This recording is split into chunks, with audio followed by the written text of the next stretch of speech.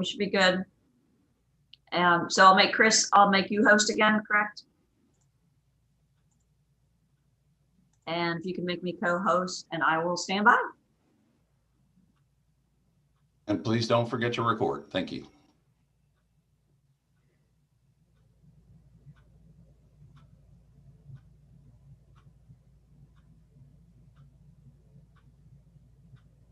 We should be good. We should be good. Morning. Good morning. And Wanda, you're muted if you need to talk.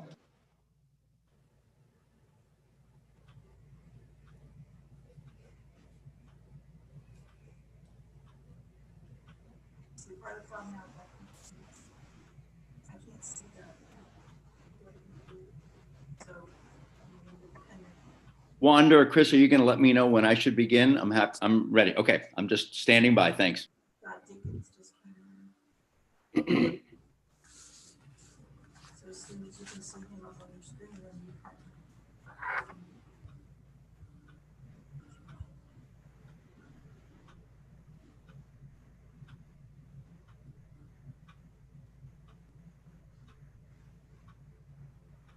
I can't see them all on my screen. It's just like down the side. You have a little bar in the middle where you can pull over and make your agenda a little bit smaller and see more people on the side.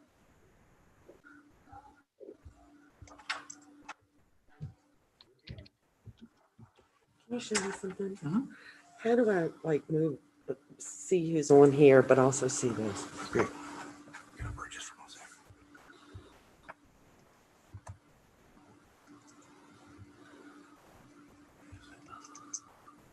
Well, you're not host, so you won't be able to see the participants. Only the host can see the participants. Oh, I see them right there? Yeah, you can see them there, but you won't be Okay. able to see like the chat or anything like that. Okay. And then if No, you want that's to change fine. this view, you can do this too. If it's easier for you. And then back to this if you want to do that. Yeah, I like to see who's here, but I just didn't know if I could see both of them. It's just one screen, so it's just going to be, you can move it like that if you want. Okay, Okay? that's cool. Yep. And David, how do I see the chat and those things?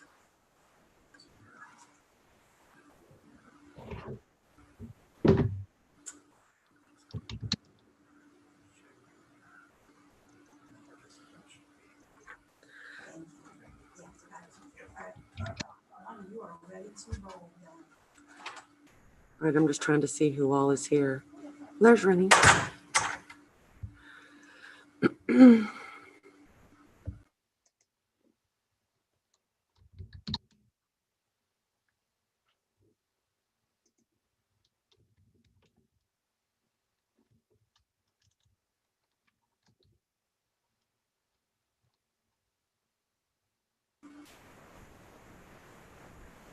We're ready to go, Dr. Seafu. Yes, Thank you, Wanda, and thank you, everyone. I would like to welcome everybody to this Commonwealth Neurotrauma Initiative Trust Fund Advisory Board meeting. We are now officially underway, and we're going to begin, unless Wanda tells me otherwise, with our roll call. I will run through the list of folks that have been invited. And Wanda, if it's okay, if you can see who's here, what we could do is rather than have everybody get off mute and say here, you could just let me know who isn't here, if that's okay. And we'll see. But no, not. They're gonna have to say they're here. I got you. All right. Yeah. So we're gonna start. All right. First, Rennie Delaney. Present and accounted for. Thank you, sir. Heather Board. I am here. Thank you, Heather. Scott Dickens. I'm here. Thank you. Kathy Hayfield. I'm here. Hey, Kathy. Patrick Sandus. I'm here. And David Reed. Okay, I don't see David. He may join us. Right. Obviously, I'm here. So Dave Seafu is here. And now from a staff, obviously, Wanda Allen is here. Correct, Wanda? Correct. Okay. And then next, our guests, we have Chris Miller. She's here. I know she's here. Oh, I just wanted to. All right. So she's here. Carolyn Turner. Here. She's here. Great. Marcia Dubois. I'm here. Good morning. Wonderful. Morning, Marcia. Donna Cantrell. Oh, they're there now. I'm here. Thank you, Donna. And Charlotte Arbogast. I'm here. Wonderful. All right. So the only person we haven't heard from yet is David Reed. We'll let folks know if he joins in. Wonderful. Okay. And now our first order of business is going to be to approve the September 18, 2020 meeting minutes. We will first ask for a motion and then we'll see if there's any edits. Can I have a motion for approval? Motion to approve. Thank you. Is there a second? Second. Thank you. Okay, now we'll open up and see if there's any discussion. Are there any points of discussion or edits? Okay, hearing none, we'll ask for approvals. If you would just either raise your hand virtually or say aye. Aye. Aye. Aye. Okay, and if there are any nays or abstentions, please report that now. Okay, so the minutes for September 18th are approved unanimously. We will now transition to the adoption of the current agenda that we're looking at, December 4th, 2020. It's on the screen. You've all been sent it as well. May I ask for a motion for approval? I'm sorry, Dr. Seafu, this is Chris. I apologize. They either have to agree by consensus that there's no changes to both the minutes and then when you do the agenda, or if you take a vote, it must be a verbal vote, not just a raising of hand, because it's got to be recorded as such. Okay, So yeah. Can we Okay, go back that's to good. the minutes and go ahead and just do a roll call vote, please? Okay, so we'll go back. I apologize. We'll go back to we'll get this down. We'll go back to the approval minutes. It sounds like folks did approve it. We'll run through the roll call of the board members. Rennie, this is for Aye. approval. Thank you. Approval of the minutes. Heather. Aye. Thank you. Scott. Aye. Thank you. Kathy. Yes. Thank you. Patrick. Aye. David, I don't know if you're on yet. Okay. And this David approves. So we have a unanimous approval. Okay. And now we're going to go to the adoption of the meeting agenda. Does this need to be a vote since it just says adoption? Chris? You gotta be okay talking. If you ask people to review the agenda, if there are no changes, then it can be approved by consensus. If there are Okay. changes, then a roll call vote has to be taken. Thank you, Chris. All right. So you heard the boss. Are there any edits or additions? I wasn't completely. No. Sorry. Okay, not hearing any, we will have a consensus approval that the agenda is adopted as written. Okay, at this point, we're going to move to item number 2, which is public comment. I will open up the discussion for any public comment from folks who are on this stream. I did Anyone? not receive any public comments. Thank you, Juan. Is there anybody else on the Zoom that have any comments related to the public input?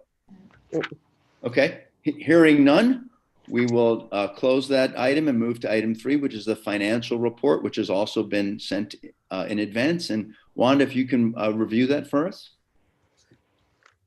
Righty, here we go. The cash balance as of 7/1/2020 is $2,836,554.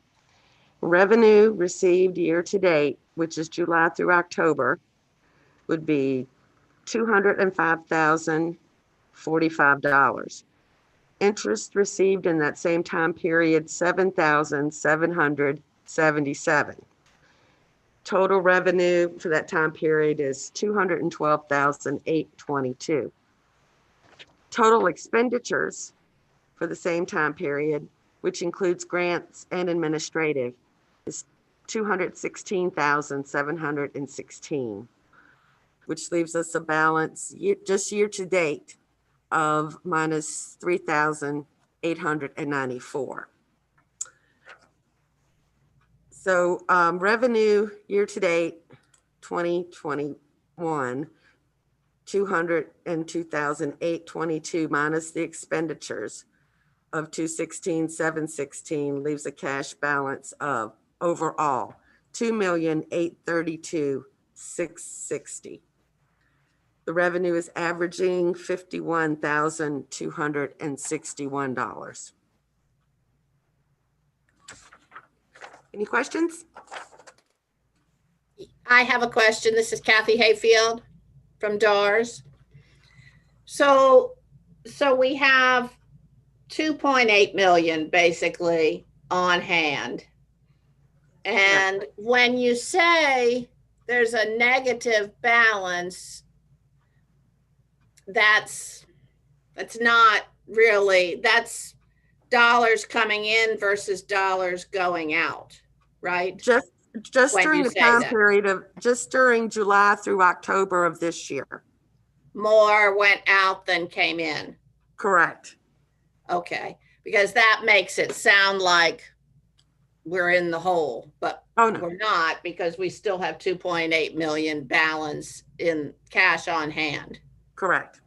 Kathy, if it helps, think of that as cash flow, and that has nothing to do with the balance in the. I realize that. I just wanted to emphasize that.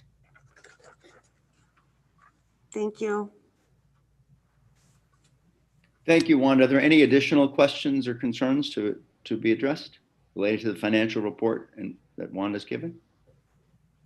This is Rennie. I have a question. Go ahead, Rennie. So can we expect sort of declining revenues moving forward?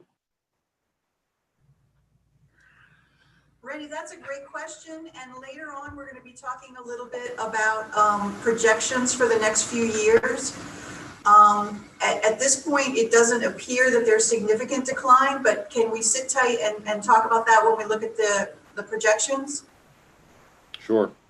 Thank you. Thank you both. Anything else? Okay. Hearing none, we'll transition to item number 4, which is CNI periodic review that Charlotte Arbogast will be providing. Charlotte, to you. Great. Thank you. Good morning. Thanks for having me today. As mentioned, my name is Charlotte Arbogast, and I'm a policy analyst with the department. In this role, I serve as the department's regulatory coordinator. Today, I wanted to share some regulatory updates with you. As we discussed at your last meeting, DARS initiated and has since completed a periodic review of the CNI Trust Fund Program Chapter regulations.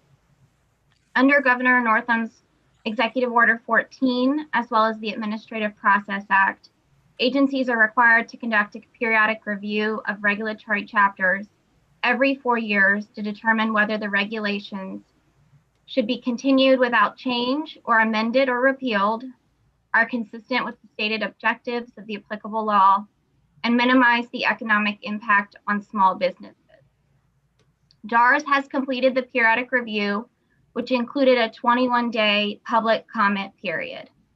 DARS did not receive any public comments during the public comment period that ran from October 12th to November 2nd. As a result of the periodic review, DARS has published a report of findings of the regulatory review. The findings include the following options: retain as is, amend, or repeal. DARS has reached a finding and has decided to amend the chapter. DARS policy staff and CNI Trust Fund program staff reviewed the current regulatory chapter and identified some areas that could benefit from updates. These potential changes should not significantly alter the operation of the CNI Trust Fund program, and as of now would be considered more housekeeping in nature. With the finding to amend, DARS has now started the process to initiate changes. As required under Section 51.5-181 of the Code of Virginia, DARS is required to receive recommendations from the advisory board prior to promulgating or revising any such regulations. As part of today's meeting, DARS is seeking such recommendations from the advisory board on the potential changes. Are there any questions at this point before I outline what those changes are? Okay. Go slowly, Charlotte. Okay. You should have 2 handouts that outline the potential changes being considered. The first shows the changes in the regulation text in a track changes format, and the second provides a crosswalk with a basic rationale for the change. I'll now review these changes. In section 40, DARS plans to remove the reference to case decisions. This is not applicable to this chapter. There are no case decisions in the operation of the CNI Trust Fund program. In section 50, DARS plans to change the subdivision reference from 12 to 9. At some point over the last few years, the Freedom of Information Act law was amended and items were added or removed from the listing of FOIA exemptions. DARS has not yet updated the CNI FOIA exemption reference in our regulations. So that's why we need to change it from 12 to 9 to make sure it references the correct one. In section 60, DARS plans to update wording to clarify this section as it relates to section 120. With regard to section 60, your in-text changes handout may have an error in it. I'm not sure which one you received, but the reference is supposed to read, notwithstanding 22-30-50-120. It should not be 22-30-50-50.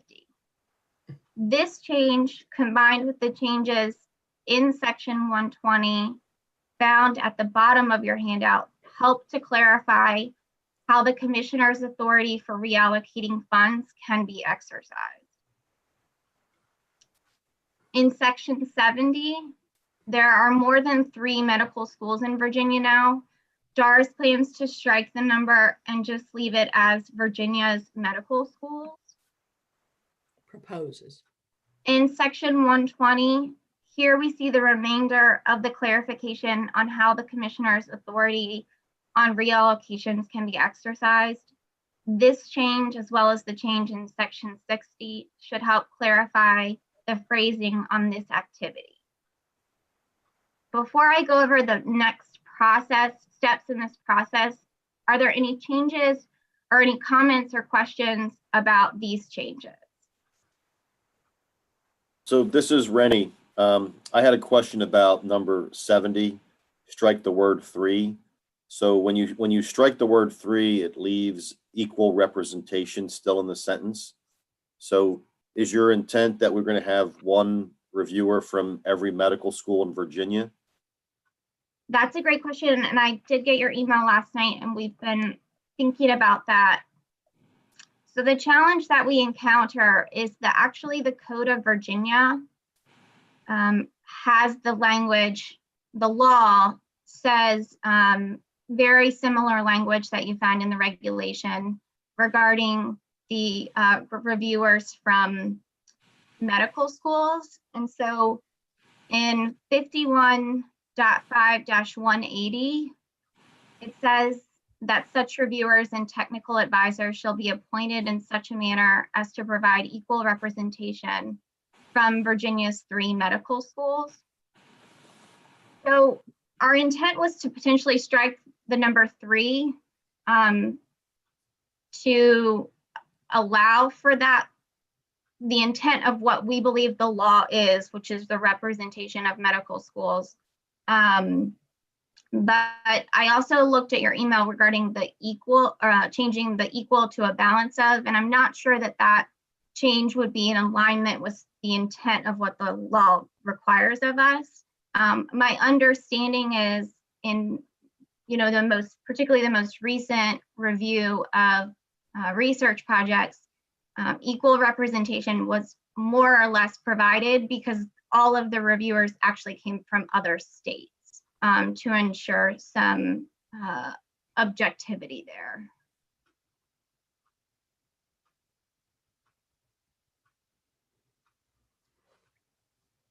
Does that make sense, or? Well, not really. I mean, I can only advise, and it doesn't make sense to me, but, I think this is an area where, the law definitely needs to be updated to reflect the evolution of medical schools in Virginia. That's not something that we can do in our control in the regulatory process. This is Patrick. I had a question about what you just said. The last thing you said about out-of-state reviewers. So what exactly was that implementation, and how did that align with the rules the way they were written prior to these changes? The reviewers came from other states. Could you just go over that just one more time and sort of say what was good about, what was in accordance with the rules in that the way that review was done? Well, I think Wanda can talk about the history, but I think the equal representation was afforded in the sense that there wasn't a medical school representative from Virginia. So there wasn't one and not two others, or one and not three others. They were Okay. all from out of state. Not having representation with Virginia, but just basically having reviewers from elsewhere. That's a way to solve this, like in general. Yeah, I realize I'm just sort of understanding that's a clever way to deal with that. Yeah, we're trying to kind of fit a square into a circle with regard to what the law we have to work with. And so that means that you're not going to ratchet up the number of medical school reviewers. We can that can stay as a reasonable level, because of course these decisions get impossible to make once you add too many reviewers. I think it's going to be just a mess. That's my personal take. But. So this is Rennie again. So the way I understand it is you're complying with equal because we're not having reviewers from any of Virginia medical schools. And I suppose that's one way to provide equal representation, but I don't think that meets the spirit of the requirement that Virginia's medical schools will be represented. So, I mean, that's just my sort of personal observation. If I was a representative of medical school in Virginia, I wouldn't be very happy with your interpretation. Well, I think it's a challenge because Virginia now has actually 6 medical schools. So, depending on whether you view yourself as the original 3 or not, half of them could also feel sort of potentially disenfranchised in the process. This may not be useful, but does that mean that in each application that's being reviewed, you will have to have representation literally from every school? Or is it that in a round of applications, if you tally up the number of reviewers assigned to different grants, you get to a point where all medical schools have had a reviewer on, 3 grant proposals, which is different. Like that will be fine, right? If sort of numbers work out, that will be much more workable than literally every grant has to be reviewed by somebody from every medical school. That's very cumbersome. And this is again a question more like, is the former or the latter interpretation correct, or neither? I'm sorry, could you restate that again? So could you basically say if you have 10 grant applications, you divvy up the medical schools to review so that when you tally it all across the 10 applications, everybody has reviewed the same number of applications, but they have not all reviewed every application. I think that's accurate. Yeah, but Patrick, I think the way you said it. Yeah, and Wanda might have to speak to that. I'm not really sure how many, what applications are usually received in an RFP process or what that would look like. Right, but I think Patrick's point, and I do think it's valid, is that let's assume there are 6 parties that we need to include, 6 medical schools. As long as there were 6 specific reviewers, one from each of those sites, and there was a distribution of those 6 across, let's say, 12 applications that were received, 2 for each, and there was no conflicts, that would meet the letter, which is one way of doing it. I will tell you, we've had this discussion before. From my experience being an outside reviewer for several states, typically the states outsource it to a different state just because of the potential conflicts. So I think the way we're doing it, which is finding reviewers from outside Virginia, is pretty commonplace, and I think is workable. I get Rennie's challenge, and maybe it's not in the spirit, but this is what's being done in some other states. So I think we can have a further discussion or or whatever, but I think either way would meet the law as I see it. Thank you for that feedback. Yeah, I think last time we received like, 6 or 7 Right. RFPs back. So, and then there would be the process of actually contacting each medical school and finding someone that would be willing to review. So you get into, a little bit more of a challenge by doing that as well. Mhm. Okay. Are there further comments, discussions, or Charlotte, do you have more to share with us? Yes. Okay, go ahead. So looking ahead in this process, JARS hopes to pursue these changes under the authority of a fast track action. For some of you, the term fast track might not be something you're familiar with. In Virginia, the Administrative Process Act allows agencies to initiate regulatory changes in 3 main ways. Outside of the first method, which is the standard rulemaking process, there are 2 other methods that provide for a shorter process for changing regulations. One of these methods allows for changes to regulations that are a direct and clear result of changes to a federal or state law. Those are referred to as final exempt actions. The other option is called the fast track process. Under a fast track rulemaking, which is designed for changes that are expected to be non-controversial, the agency publishes the proposed rules with a pre-planned effective date and 1 30-day public comment period. If during the fast track public comment period, any of the following individuals that I'm going to list next raise objections to the fast track process, the rulemaking is switched over to the longer standard process. So these individuals are: 1, any member of the relevant standing committee of the Virginia Senate; 2, any member of the relevant standing committee of the Virginia House of Delegates; 3, any member of the Virginia Joint Commission on Administrative Rules; or 4, any objection from 10 or more members of the public. If there are no objections as described above, the fast track regulation will become effective 15 days after the close of the public comment period. The main benefit of a fast track action is the ability to move the regulation changes through at a quicker pace. A standard rulemaking project can take upwards of 3 to 4 years, or more in some cases, to complete when you consider all the steps and all the public comment periods. A fast track action goes through fewer steps, meaning the agency publishes the regulatory changes for 1 comment period, and then an effective date is set. I should pause here to say the following. Once the agency develops a fast track regulatory action, it still has to go through several other reviewing entities before it is published and opened for a 30-day public comment, followed by an effective date. So this is called the executive branch review. The executive branch review includes reviews from the Office of the Attorney General, Department of Planning and Budget, Secretary of Health and Human Resources, and the Governor's Office. Once, or I should say if, it is approved by the Governor, JARS can then submit the changes for publication in the Virginia Register, which launches the 30-day public comment period and identifies the planned effective date.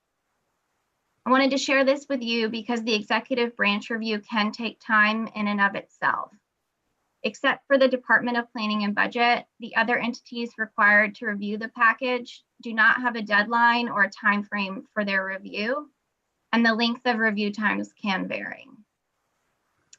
So as I said, we'd like to pursue these changes under a fast track authority. We'd like your input on whether you think that would be appropriate.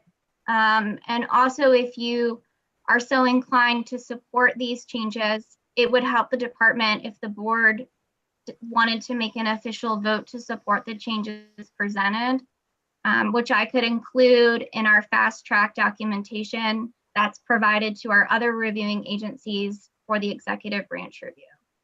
Also, I think you are able to make other recommendations in your scope. And so you might also consider, if you would like to see a change in the legislation and the law around the 3 medical schools, you could also put that forward, and that could be shared with the commissioner and in your minutes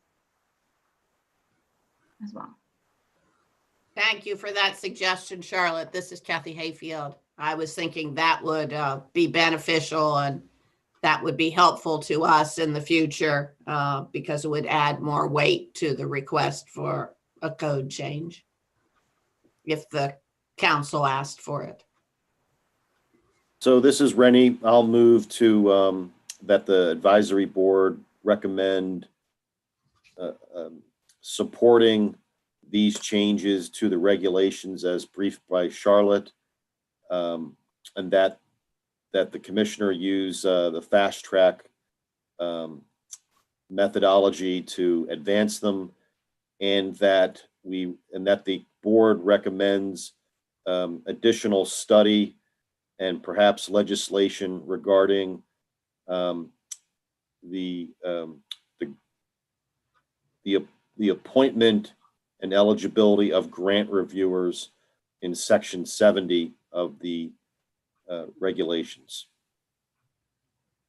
I think for the latter part of your motion, I think it would be section 51.5-180 of the code. Okay, I'll take that as a friendly amendment. Thank you. Thank you, Rennie. Charlotte, do you want us to break that into 3 separate proposals, or is it okay to accept it as one before I ask for a second? Because it was a multi-part. I think you could accept it as one if there's no issues with the members on that front, and it would save you from having to do multiple Yes. roll call votes. Thank you, Charlotte. Okay, so we have a proposal out there, and we have a friendly amendment. Do I have a second? I second. This Thank is you, Heather. Thank you, Heather. Are there any, is there any further discussion? If not, I will call the question and go through a roll call again. I got to pull up my roll again. All right, I'll get there. All right, well, we'll begin with, so we're going to go each individual. There it is. Okay, first we'll ask, Rennie. Aye. Thank you. Heather. Yes. Thank you. Scott. Yes. Thank you. Kathy Hayfield. Yes. Thank you. Patrick Sanders. Aye. And for the last time, David Reed, if you're on. Okay, and David Seafood says yes. So that it passes unanimously. Thank you. Charlotte, anything else? No, that's it. Thank you both, or thank you all for having me today. Thank you. Okay. Wanda, are we still okay to continue with the agenda? Is there anything else that's come up? Just want to pause. Yeah, we can continue. Okay. All right. Well, good. Well, then we'll move to item 5, which was a discussion of the request for proposals, or RFP.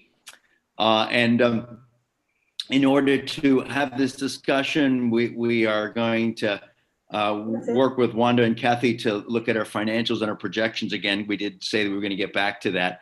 But the question at hand is twofold. One is, if you recall, of course, right before COVID, we had an RFP out for research proposals related to CNI funding, and we had a number, I believe it was 7, and had sent them out for review, and I think had even made decisions, but had not had an official meeting on that yet, or had the reviews, but had not an official meeting on any recommendations. But because of COVID, it was stopped, so we didn't proceed with the discussion on the reviews, and so that was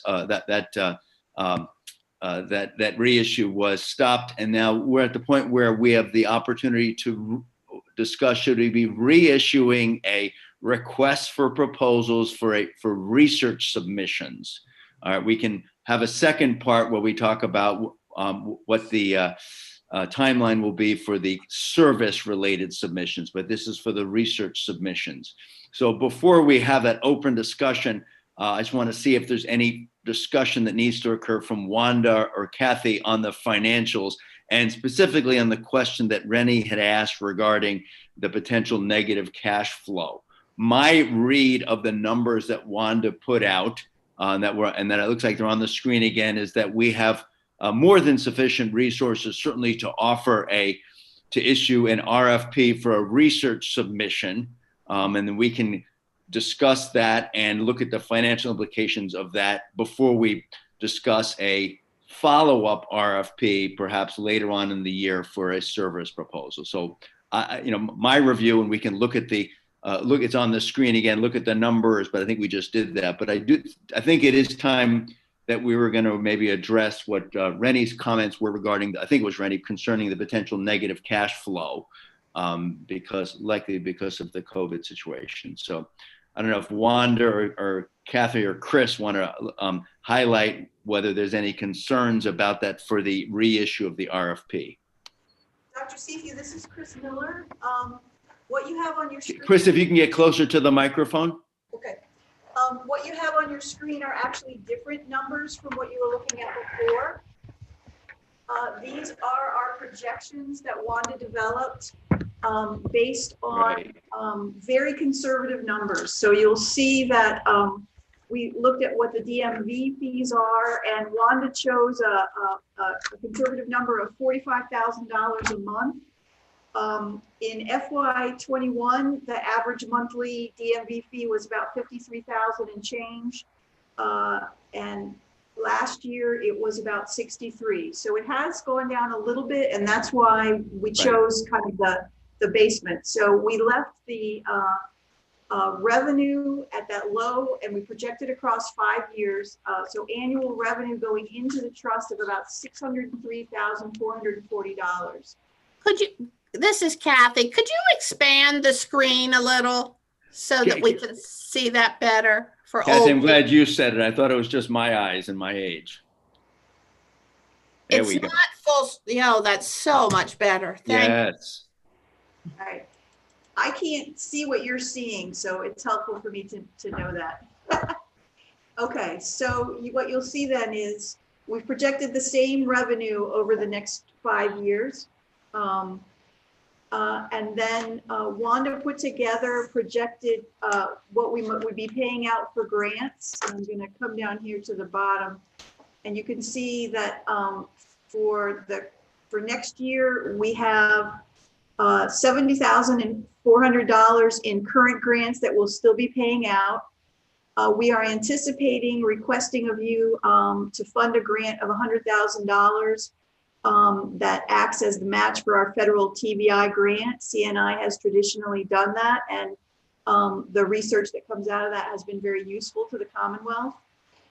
If you elected then to do 4 research grants at $150,000 each, that would be $600,000. So you can see that the actual expense would be $770,000 and $400. When we look out to the following year, if we anticipated adding a service grant, that means the total grant expense goes up to 1.3 million and continues across until we get to the last year when it's only service grants.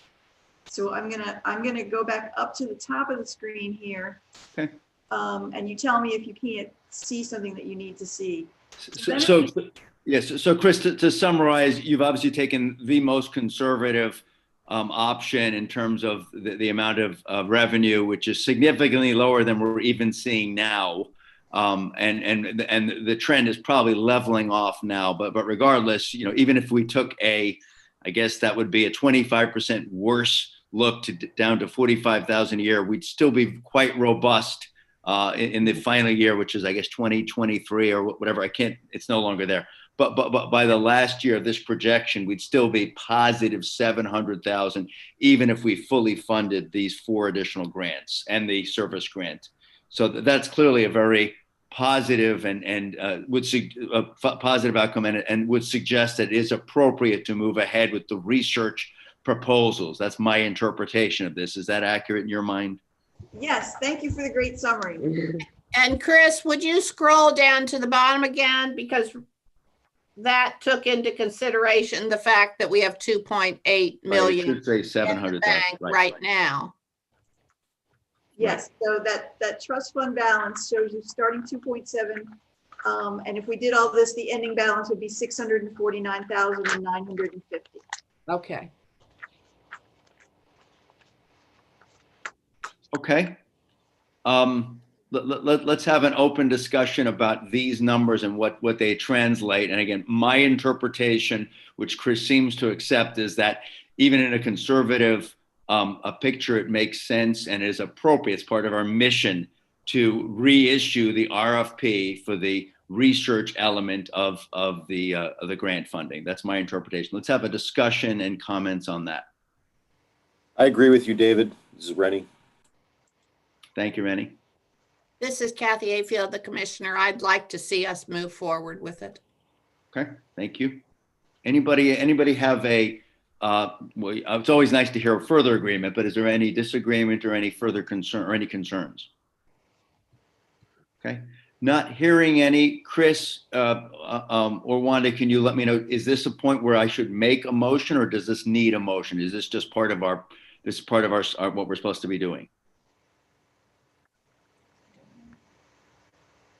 Oh. If in doubt, we can ask for a motion, but if not, all right, just it's safe to ask for a motion. Okay. Yeah. All right, so I'll ask for a motion from the floor for moving forward with a request for proposals for research projects to a total of 1.5 million. Is that the total? Probably 1.5 million over a 3-year period to be issued as soon as the paperwork and the regulations can be completed. 1.8. So moved. Is it higher one? Is it 1.8? 1.8. Mhm. All right, just so for the record, it's 1.8. Thank you. Rennie, will you accept that as a friendly amendment? Yes, so moved. Thank you, sir. Do we have a second? Sorry, this is Charlotte. There was language there about the regulation, which I don't think you need. I just want to Okay, make sure. just that it often takes us 3 to 6 months to get the RFP out, and there may be some regulatory issues related to that always come up, but I'm happy to pull it out if you'd like, Charlotte. I just essentially I can't make a recommendation to do the RFPs. It has to go through the regulatory process of DARS. I didn't want to presume. In the procurement process. Procurement, thank you. That's a Okay, better. sorry. Okay, that makes me feel, okay, we're good. Okay, thank you. All right, are there any, is there any discussion on this motion that's out there to move forward with the $1.8 million RFP? Not hearing any, we'll go through. All right, here I go again. I got to open that list. Let's see if I have it on my, there it is. All right, sorry to do this, folks, to you again. So the motion is on the floor. Rennie, to you, approve or not? Approval? Aye. Thank Approve. you, Heather. Aye, approve. Thank you, Scott. Aye. Thank you, Kathy. Aye. Thank you, Patrick. Aye. And I also am in favor, so it's unanimously approved. Okay. Dr. Seafood, Yes, ma'am. do you want to discuss with the board any additional wording changes for the RFP for research this time? And just to let you know, it's probably not going to be a really long process because Oh, good. we already issued it and it was sent out and received back. So Okay, it's great. going to be a reissue. So it should be a lot quicker. Yeah, I believe I had discussed with Chris and perhaps Wanda, but the idea that in the grant world that I'm seeing now, because of the issues with the pandemic, while it is not a requirement to put in there how the pandemic would affect the completion of the grant or whether there would be any modifications, we would put a comment in there that it will grants that can take into account limitations caused by the pandemic would be looked down upon favorably. That's typically what the NIH and the VA and the military has been doing. So, some folks may not have a modification and that's the best they can do. And, we go with it. But if there are specific adaptations, virtual adaptations or otherwise, those are looked upon favorably. Does that sound reasonable to folks on the call? It does, and I don't believe it needs any motion or anything. Thankful for that.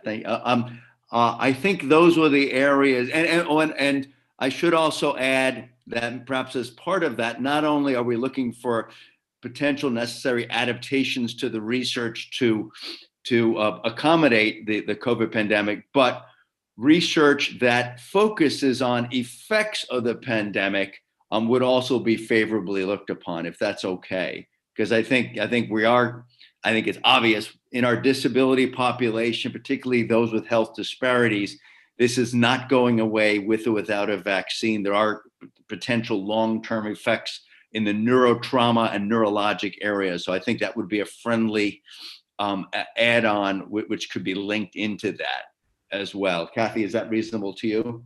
I agree. Mhm. And that is also something that is obviously, if anybody's aware, there's lots of grants in this space that are particularly looking at health disparities and COVID and long-term effects of COVID. So I think we should at least consider those. It still needs to be in the area of neurotrauma. It still needs to be relevant to our Commonwealth and to our citizens, but we certainly want to be highly considerate of COVID as appropriate. Dr. Seafield, this is Chris again. We had also talked about your interest in, adding some language that discussed that the research should be clinically relevant. And do you want to address that? Yes, thank you. Yeah. Yes, I knew I needed one more reminder. Yeah, so we've discussed, at least in our last two meetings about research, how while we are in support of all research and all research is important, this funding source specifically from the Commonwealth, really we're looking for rapid action and practical application of findings. So what's commonly called preclinical or otherwise known as animal-based research, while extremely important, may not be in the purview of this type of grant, and would be something that we will certainly accept submissions in that space. But again, we'd like to give priority to things that are what are called clinical translation grants, so things that we can act upon in a timely manner. So, I think the word is either clinical research or clinical and clinical translation research would be prioritized, again, because I believe that's the focus or that's the intent of this type of work. There are many other sources available for preclinical research. And this is really, not only is this not a specific funding mechanism for it, but the type of reviewers needed for it are very, very specialized. And I think it will take away somewhat from our current process. So thank you, Chris, for highlighting that. Does that also sound reasonable to folks? I think that may be it. That's all I have. But does that sound reasonable, folks? This is Kathy. I believe that is more in the spirit of the CNI. So I appreciate that thought, that wording. Thank you, Kathy. Anybody else have comments, concerns? We're an open forum here. Anybody? Okay, hearing none. If those don't need any type of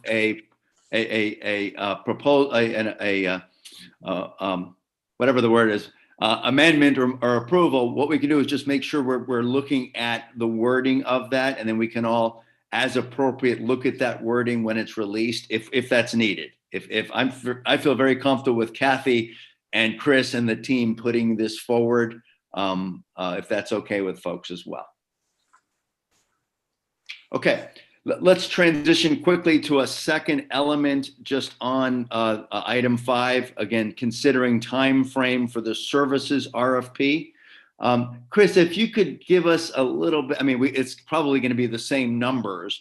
Because of the delay in the cycling related to COVID pandemic, we're almost at the time where we should be releasing an RFP related to services grants.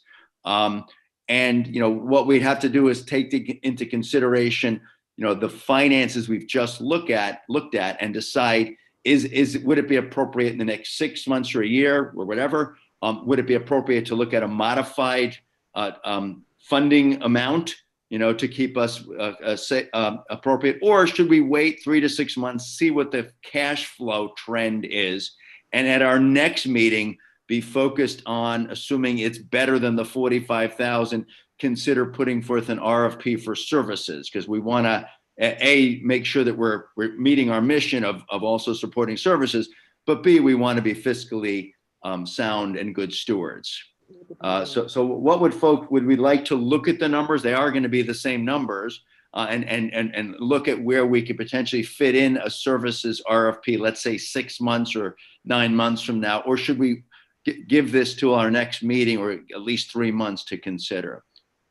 Chris, let me ask you that question, and then we can open it up as well. What are your thoughts? Dr. Seavey, those are all good questions, and I'd be interested in hearing what everyone's thoughts are. There are some logistical issues that I think that the numbers support doing this heading into the end of the next fiscal year, the beginning of the year after that.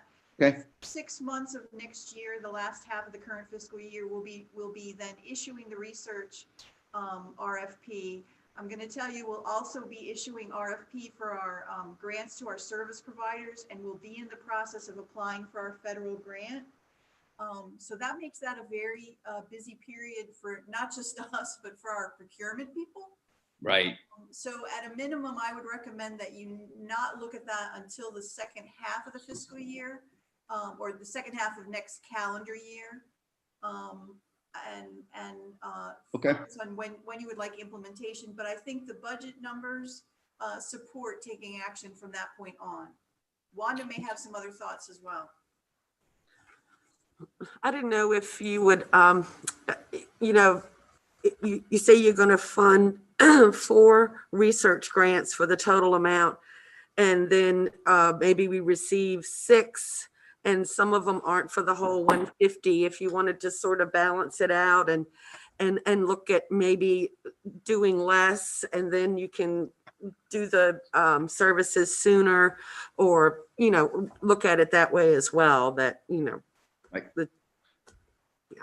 Yeah. Yeah. So I certainly think that's something that should always, it shouldn't be unique to this period of time, but we should always make sure that while we'd like to fund up to 1.8 million, if we think that there are only 1.2 that meets criteria, this might be a specific time to say, you know what, we can park that money and reissue it later on for a service contract. So I think I don't know that we need anything new to help us do that, but I think just putting attention to that's very important. Thank you, Wanda. Excellent point. Other discussion from members of the board and the DARS team.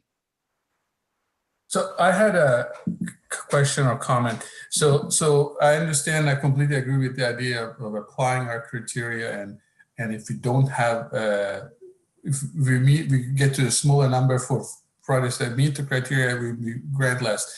But on the other hand, I think Dr. Seafood said before about being good fiscal stewards for this trust fund. It is the case, right? The trust fund has more money accidentally through some past events. And it is not also the case that we're not really supposed to sit on these 2 million or so. We should not, in some sense, this should be kind of running down in an orderly fashion. So we need to drive this down and fulfill the mission. The mission is not to manage money. This is not a mutual fund. So we're supposed to get that money going. And so that will be the other part to also keep in mind that we check that. Excellent point, Patrick. Really appreciate that highlight. Yeah, and so we want to balance it. We want to be fiscally responsible. But on the other hand, if we can make it all work and run at $1 in terms of in the bank, that's the optimal. I'm being a little facetious, but I agree with that. Thank you. And so to add on to that, we if we find that there are $1.2 million worth of research funding by September or wherever it comes out, we will move quickly on the services and look to spend down and look to spend wisely as well. Thank you, Patrick. Other points or comments? Go ahead. This is Rennie. I basically agree with both you and Patrick. I think it's prudent to punt on the service grants until the next meeting, and I think we've moving forward with the RFP on the research, that is a bit of work, and I think it's prudent to just see what happens in 90 days and then move forward with the service. But I also have no interest in keeping millions of dollars in the bank. I'd prefer to spend it. Thanks, Randy. I appreciate that as well. This is Go ahead, Kathy Hayfield. I'm concerned, honestly, that we've carried so much of a balance. And I think there's a perception that isn't good that we have that much out there. So I would prefer to see us go sooner than later. Well, I mean, how More about, like a June than a September. yeah. Well, how about we do this? How about we put it, and thank you, Kathy. It's always nice to hear from leadership that they want to invest in what in the future. I love that. So how about we then be a little proactive and say that we are going to recommend that we're going to at our next, let's say it's spring meeting, we're going to be putting together the plans for the RFP for service. And then we will, of course, we always look at our budgets. We always look at what's happening in the world before we make a decision. But let's put that forth so that the public can clearly hear that we are looking to invest this money into the Commonwealth. So we'll plan on putting forth that RFP by the summer potentially. But we will need to have a meeting anyway. But I love that. Thank you, Kathy, for giving us that focus. Others. I just have a question for Kathy, and the question is, in your view, is it better to get the RFP going now, or can we get away with a statement saying that our intent is to issue an RFP on services in the spring? I think it's fine to do the latter, that we plan to issue one in the spring for summer. Okay, good. Thank you both. Is Anybody it else? helpful to have a motion on that, David? It will certainly go in the minutes. I don't know that we need a motion. We're always happy to have one. I don't know that there's a specific motion necessary. I mean, I think Chris and Wanda and Kathy, with our support, will be, the ones cogitating and kind of putting that together. Wanda, does it help you in any way, or Chris, for us to have a motion to be kind of being ready to put together an RFP by late spring? No, we have the commissioner support. In case they didn't hear you. Okay. No, Okay, cool. it should be fine. And then our next meeting is in March, be about mid-March. I have the dates. I'm going to send those out when I send out the minutes from this meeting. And we should be able to, we will have a little bit more information as far as the research. If we get that issued late this month or early next month, probably by mid-March, we'll at least know a little something as to the finances, what we're looking at anyway. Okay. Thank you. Good idea, Randy and Wanda. Thanks for the input. Anybody else? Okay, so to summarize, we are moving ahead with the RFP. It's already actually underway for the research submission. We are anticipating a second RFP release in late spring, which we will finalize on at our next meeting in March. Otherwise, I think we're good to go. I don't think Wanda or Chris, we need any additional motions at this point based on either of those moving forwards. Good. Well, then we won't complicate it. All right. If it's okay with folks, I'm going to progress to item 6, which is proposed bylaw changes.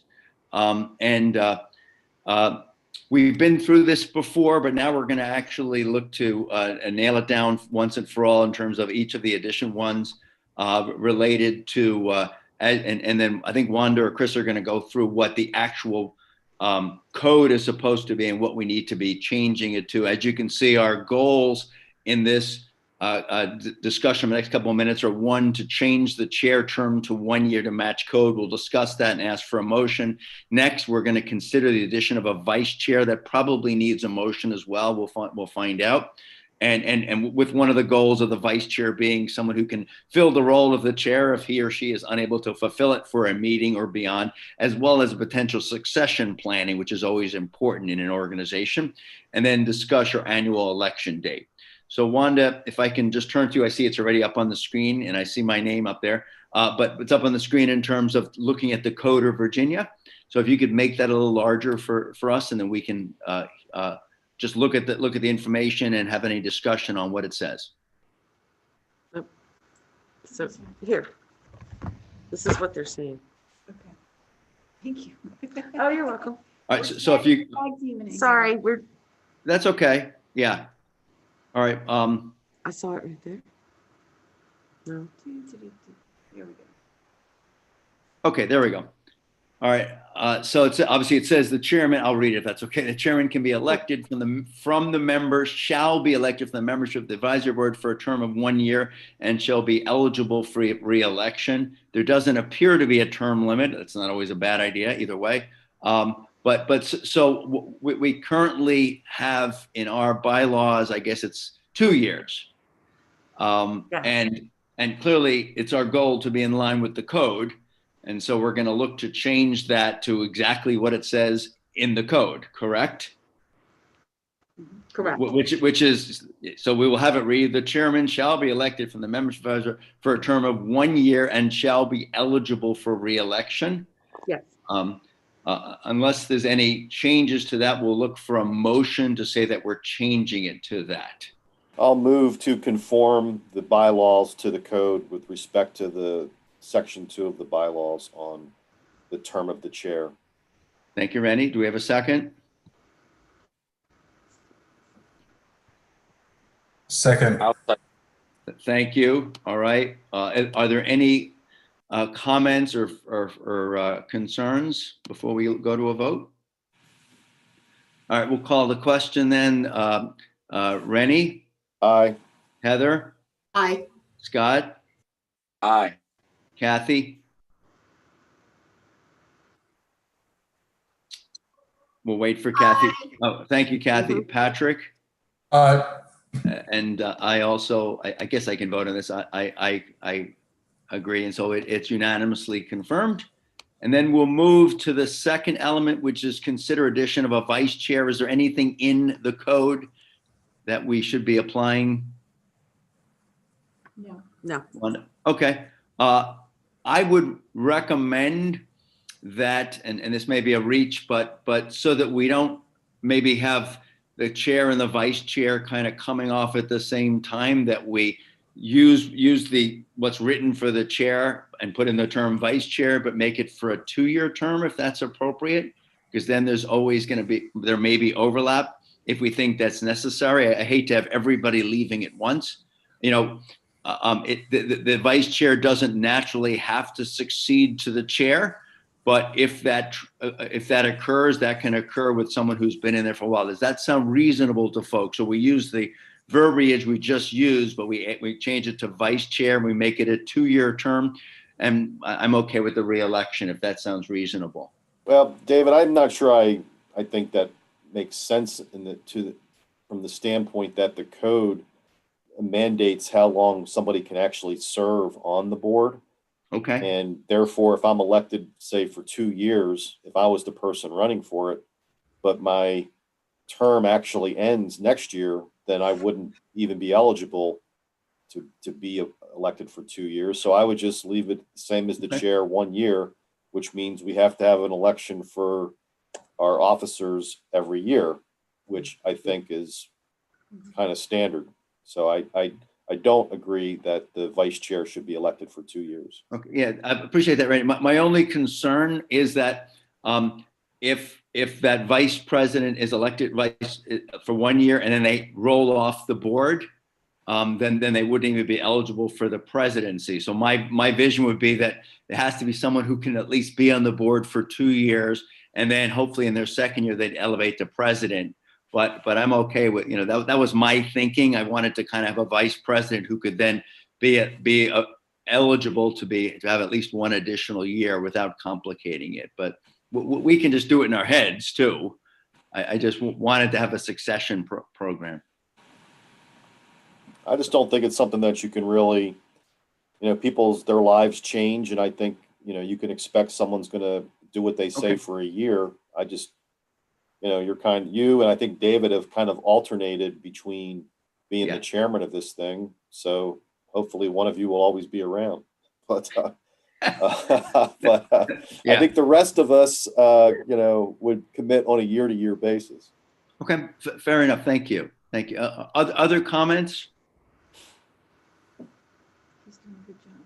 Okay, not hearing any comments, I will again ask for a motion specific to vice chairmanship, pulled from the membership of the board, term of 1 year and be eligible for re-election, which is what Rennie has highlighted. Do I have a motion to? So moved. Thank you. Is there a second? Second. Thank you. Is there a discussion on this? Hearing none, I'll call the question. We'll call for a vote. Rennie? Aye. Heather? Aye. Thank you, Scott. Aye. Thank you, Kathy. Aye. Thank you, Patrick. And I also vote aye. So it is approved unanimously. Thank you all. Okay. And now the third item that I see here is discuss annual election date. Wanda, if you will share with us the specifics on that and what would be the way forward on that? Or Chris. Well, Otherwise, I'm willing to wing it, but I imagine we had an election last year and we probably want to match that. Great. Well, to my knowledge, you haven't had an election in a while, so there needs to be an annual election. And the question is, do you have a preference where in your calendar that occurs? Would you like to have it at your first meeting of each of your years, which is Yep. Right. Yeah, I mean, it certainly that sounds logical that we have it on the first meeting of each calendar year.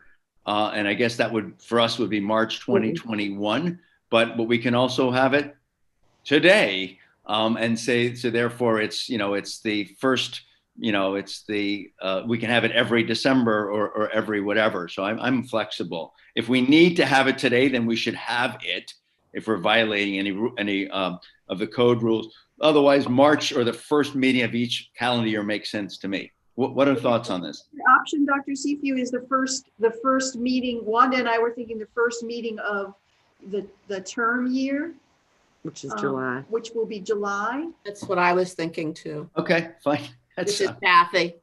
Because that's when appointments are made, new appointments. So then you have your full board.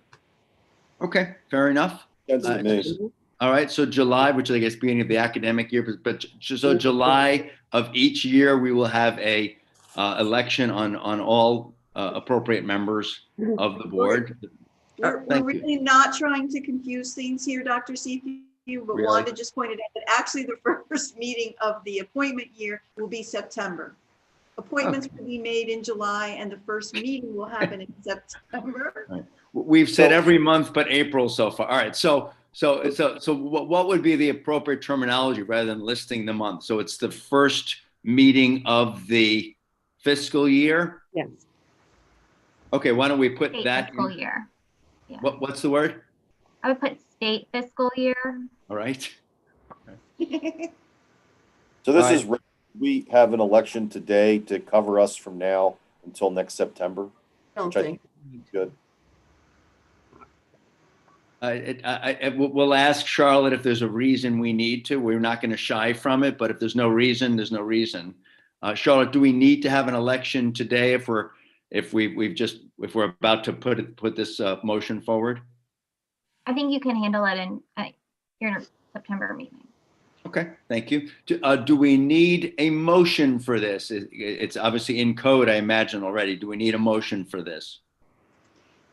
It's not in code. You would only need a motion if you would like this added to your bylaws, although Charlotte's nodding her head yes. All right, well, if Charlotte nods, I say yeah. Mm-hmm. So You've already Charlotte- done the motion on the chair term, right? Did you do one on the vice chair? Yes. Yeah. So yeah, you probably want to Okay. do one to add to the bylaws that it says the first meeting of the state fiscal year is the election. All right. Thank you, Charlotte. So we'll ask for a motion that the annual election date will be in the first meeting of the state fiscal year. So moved. Thank you. Is there a second? This is Heather. I second. Again, thank you. We'll go through the, excuse me, is there any discussion or comments before we vote? Hearing none, we'll call the question. I'll ask for those in favor. Begin with Rennie. Aye. Heather. Aye. Scott. Aye. Kathy. Aye. Patrick. This David. Aye. It is approved unanimously. Thank you all again. Okay. Wanda, next we go to item 7, which is board members rotating out in June of 2021. I have been given a list that the 2 rotating out as of June 30th, 2021 will be Scott Dickens, who is representing as a Virginian with SCI or a caretaker, and Patrick Sandez, who is representing as a citizen at large. Before I ask board members if they want to recommend replacements, is that are both or either of them eligible for re-election? No. Okay, that does make it easier. All right. And so we clearly don't have to have all the recommendations today.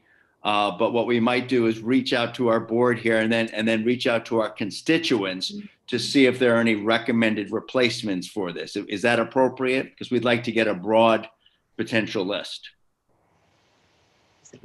So applications, actually, my understanding, and it's a good thing that we have Charlotte on the call. Yes, it is. Do not come to this group. They go directly to the governor's office. This is a governor appointed board. So Okay. we can do some outreach to let people know if you think of good board members, but they will have to submit their applications through the correct process. Okay, good. That's correct. And I think it would be totally appropriate for Wanda and Chris to share with you how people can apply for those appointments. And then if you want to share that information with your networks, that would be great. Okay. Excellent. So we'll just make sure we put into the minutes, because obviously the public can watch this as well, put into minutes that we are, going to work with Chris and Wanda to identify if there are any potential candidates and share with them the application process, because I think that's very important. So thanks, Charlotte. Okay. All right. So Wanda, will Patrick and Scott therefore not be on the September call? They will not. Okay. So there is an Attorney General opinion that says appointed members serve until they're replaced. Okay. So while their term ends, if there has not been a replacement appointed for those slots, they could still serve and be full members until such replacement is made. Okay. And all right. So that'll be up to the process and the governor. Well, just in case they're not, I want to formally, on behalf of the board and myself, thank you for their contributions. If they're on in September, I'll say it again in a loving way as well. But we want to just thank Patrick and Scott for all the great work and support they've given to this mission and their service to the Commonwealth. So to both of you, thank you very much. And it's been a pleasure. And again, hopefully we'll see you on the next one of these as well as in other future things. But thank you, gentlemen. Appreciate that. Dr. Seafood, that was a beautiful sentiment, and we all agree. And you'll get 2 more opportunities to tell them that, because they do have more meetings to attend. Oh, all right. I take it back. Forget it then. All right. No, I just thank you, gentlemen. One cannot say thank you enough, particularly in this season. Okay. We'll now move on to update on current grantees from Wanda. Oh. You have it up there? Okay. Yeah, I see it. Okay, this is what we have going on with our current active grantees. McGuire Research, run by Dr. Gitchell. The title is Targeted Transcranial Magnetic Stimulation for Cognitive Rehabilitation After TBI. They're currently working on their no-cost extension, which was granted in September for an additional 6 months. which will expire 3/31/2021. All allotments have been paid. The next one is Kirsty Dixon at VCU with her pain T alleviation immediately after neurotrauma mediated via TNFR1. Currently working on her no-cost extension, which was granted in September for an additional 9 months to expire 6/30/21. All allotments have been paid. We have Dr. Trost at VCU is working on, actually, when it started, it was Mickens, but she moved. And now the title is Virginia Spinal Cord Injury Outreach and Services Clearinghouse. Currently in the third and final year, ending date 7/31/21.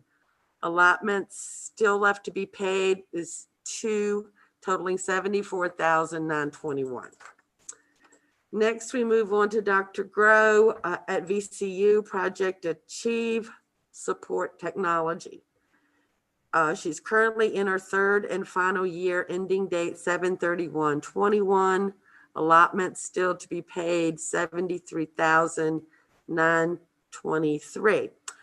A side note on this one, recently added civilians with TBI, SCI seeking post-secondary education in Virginia to their eligibility criteria, and that was approved by the board. Next, we have Amy Armstrong, VCU, enhancing parenting skills of civilians and vets with TBI and their non-injured partners. Currently in the third and final year, ending 7/31/21. 2 allotments left to be paid, totaling $61,891. Brain injury connections of the Shenandoah Valley, looking out for little brains, comprehensive pediatric case management. Same thing, currently in third and final year, 7/31/21, allotments still to be paid, 2 for $44,472.30. United Spinal, Richard Bagby and his peer mentoring, currently at the end of the second year. It ended November to January. Allotment still to be paid for his third year, totaling $65,800. And finally, we have the cash match, VCU, Dr. Kreutzer, TBI Implementation Partnership Grant, realizing enhances access and community ties, currently in third and final year. It ends 9/30/21. Allotment still to be paid, totaling $112,500. The PI, Dr. Kreutzer, has been changed to Jennifer Marwitz beginning January 1, 2021 due to Dr. Kreutzer's retirement. And that's a wrap up on all active grants at this time. Thank you, Wanda. Excellent update. Might it be appropriate to ask looks like one of them, I think it's Dr. Gitchell, is going to be completing his in March. Might it be appropriate to ask for an update from him if that fits into the schedule for the next meeting, if that's okay with folks on this discussion? And obviously, if we have any additional time, there are others that are nearing completion. We may wait until September for some of those or beyond, but at least Dr. Gitchell, does that sound reasonable? Or the July meeting, right? Yeah, yeah. I'm not saying any more months. Every time I say a month, it's a month. Yeah. So at each of our subsequent meetings, relevant to when their studies are finished, Okay. It doesn't have to be at the end because we can get interim updates. But certainly, if they're finishing, I'd like to hear in-person summaries, as well as have something in writing that the board and the public could look at it, a public abstract, as it were, a summary, if that's appropriate. I think each of these researchers are very familiar with those types of updates. Okay. If that's okay. Does that sound okay to the board and to the staff? Yes. Okay, thank you. Okay. Good idea, Dr. Seafu, thank you. Sure. Any further comments, questions, or concerns regarding updates on current grantees from the team? Okay, if not, I'm gonna move to item 9, which is adjournment, and I will ask for a motion on adjournment. So moved. Thank you. Is there a second? I second. You sure? Okay. All right. Is there any further discussion or anything that we need to put in there before we vote on adjournment? Okay. All right. Now we'll just march through this. I'm hoping for unanimity. Rennie? Aye. Thank you. Heather? Aye. Thank you, Scott. Aye. Thank you, Kathy. Aye. Thank you, Patrick. Aye. I'm going to abstain. No, I'm also in support of adjournment. Thank you all for another wonderful meeting and for your great work in this team. Thank you. Happy Thank you. holidays. Thank you. Happy everyone. holidays. Stay well, folks. Bye. Take care. Bye. Thank you.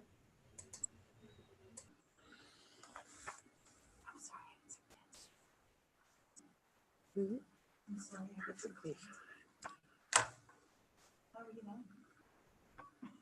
Nice job, ladies. Thank you. Thank you. Nicely organized. Yep, Thank you. a lot of prep Goodbye. work I wanted to make that happen.